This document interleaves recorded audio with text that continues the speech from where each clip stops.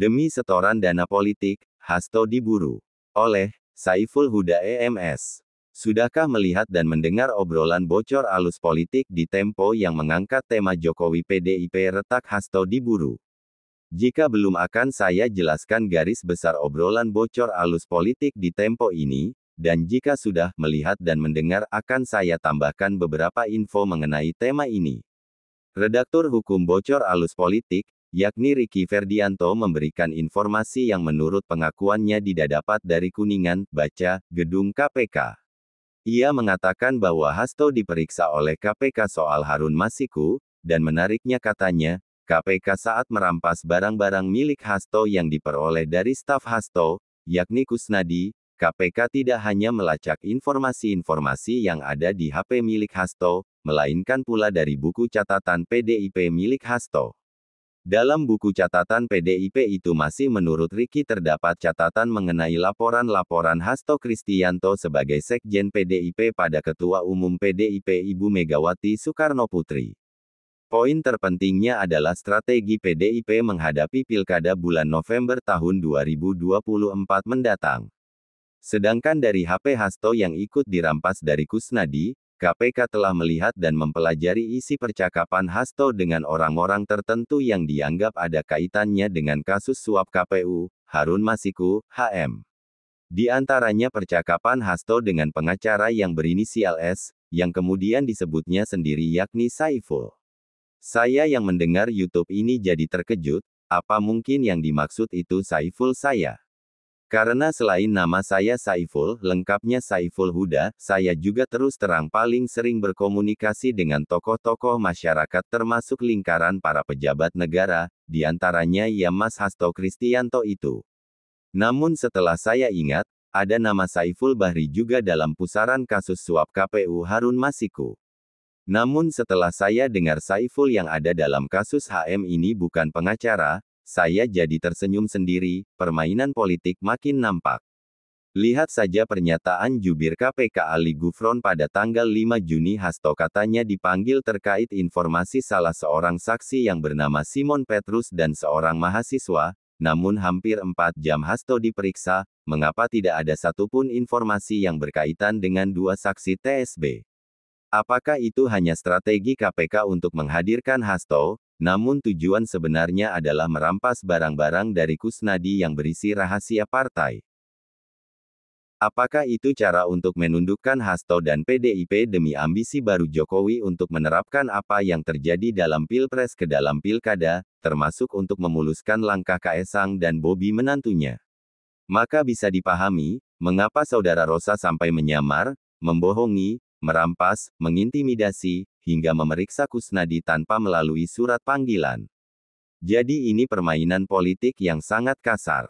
Jadi bisa dipahami mengapa sosok kredibel seperti Saud Situmorang, mantan komisioner KPK sampai menyatakan, penyidik KPK diremote oleh kepentingan di luarnya. Kembali pada Saiful Bahri, sebagai orang yang konon dititipi uang oleh Harun Masiku untuk memenuhi permintaan oknum KPU. Bukankah Saiful Bahri beserta oknum KPU itu keduanya saya dengar juga sudah menerima hukumannya, di penjara dan keduanya sudah bebas juga. Dalam seluruh proses itu, tidak ada satupun keterkaitan dengan Mas Hasto berdasarkan fakta-fakta di pengadilan.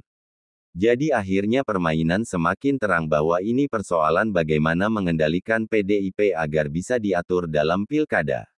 Berbagai persoalan politik itulah yang membuat jurnalis Tempo di obrolan bocor alus Raimundus ini sendiri merasa heran, mengapa kasus yang sudah lama dan proses hukumnya sudah lama mandek, kok tiba-tiba dibuka kembali. Apa ini karena Hasto sering memberikan pernyataan yang berseberangan dengan istana? Seperti pernyataan Hasto soal putusan Mahkamah Konstitusi (MK) terhadap perkara nomor 90 yang langsung menegaskan ada intervensi istana. Ataupun analoginya dengan supir truk yang main bikin merah telinga Ibunda Gibran. Supir truk saja masih harus diperhatikan batasan usianya, lah masa putusan MK soal Capres-Cawapres tidak memperhatikan soal umur.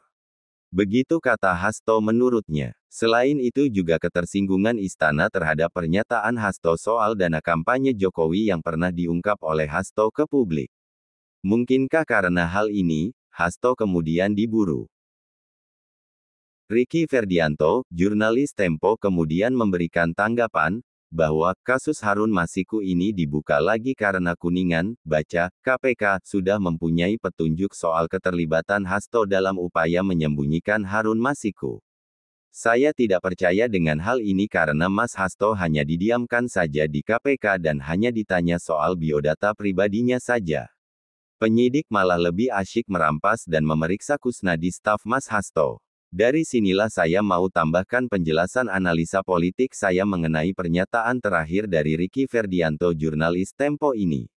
Menurut saya Ricky tidak perlu heran, mengapa supporting dari para pimpinan KPK minor dalam kasus ini, namun penyidik KPK yang bernama Rosa nampak begitu agresif hingga berani melakukan pelanggaran hukum acara pidana karena kuatnya backing politik di belakangnya. Karena itulah saya menantang bocor alus, agar fair, bongkar dong, siapa sosok kuat yang di belakang Rosa. Mengapa Rosa begitu bernafsu untuk suap biasa, sementara korupsi tambang, judi online, narkoba malah terkesan dibiarkan. Tak hanya itu, Rosa penyidik KPK juga memeriksa dan mengintimidasi Kusnadi tanpa melalui surat pemanggilan terlebih dahulu, padahal Kusnadi juga Mas Hasto tidak ada sama sekali sangkut pautnya dengan kasus yang sudah inkrah ini.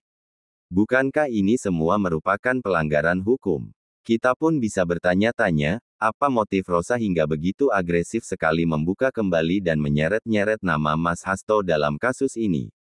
Oh ya, jika KPK katanya sudah tahu HM ada di Maroko masih dibiarkan saja, tidak ditangkap-tangkap.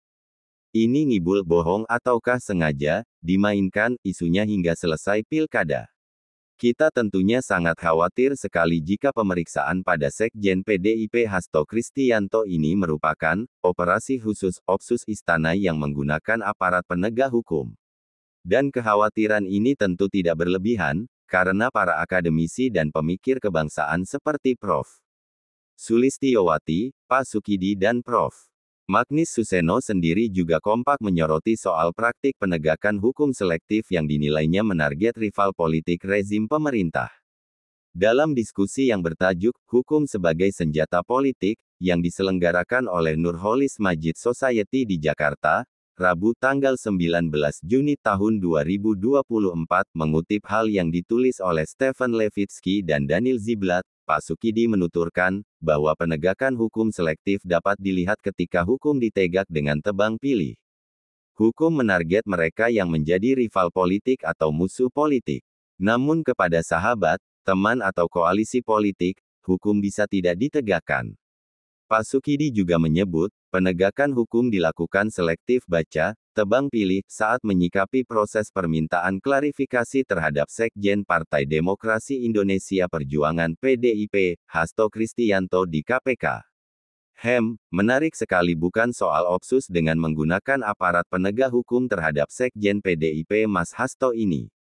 Beberapa waktu yang lalu saya mencoba berdiskusi dengan beberapa teman, saya mendapatkan kesimpulan yang memang tentu saja masih harus menunggu pembuktian, bahwa kasus ini sengaja dibuka kembali demi sang bos yang ingin mencari setoran dana politik. Karenanya jangan heran, kasus kecil suap KPU Harun Masiku dibesar-besarkan dengan menyeret-nyeret nama Sekjen PDIP Hasto Kristianto, agar nama besar PDIP hancur lebur dan kalah total dalam Pilkada serentak November tahun 2024 mendatang, serta kasus-kasus besar seperti judi online dan kasus korupsi tambang yang mencapai 300 triliun rupiah terlupakan. Tahukah siapa sang bos? Inisialnya LSP dan JW. Ini hanya dugaan kami, bisa benar bisa salah, namun jika benar bersiap-siaplah mereka menerima perlawanan dari banteng yang sudah lama dibikin mereka terluka dan berdarah-darah. Tanggal 22 Juni tahun 2024. Saiful Huda MC. Lawyer and Journalist. TV Riau Bangkit melaporkan.